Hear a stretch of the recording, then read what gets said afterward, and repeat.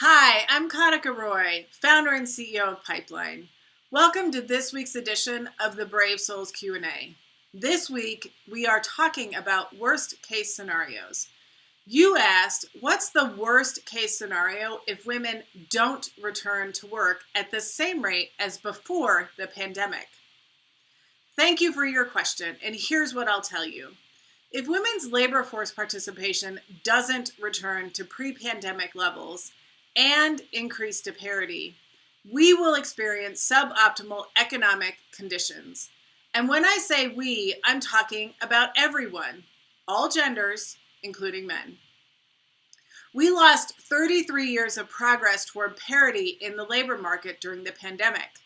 That setback matters because women's labor contributes $7.6 trillion to our national GDP each year.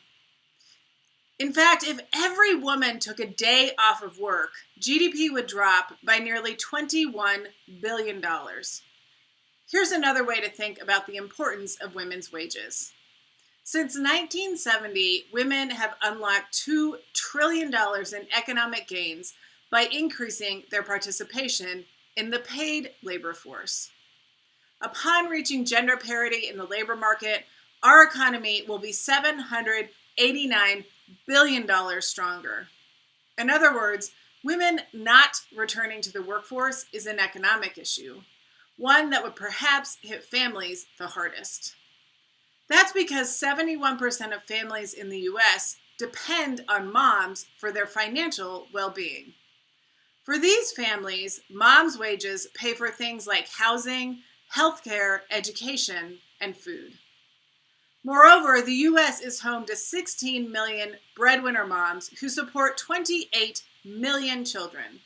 For these 16 million breadwinner moms, there is no backup or secondary income. They're it. These numbers trouble me because the pandemic hit mothers especially hard.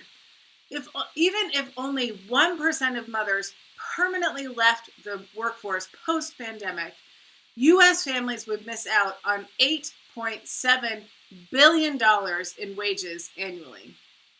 That's why we need to put equity at the center of our economic recovery plans.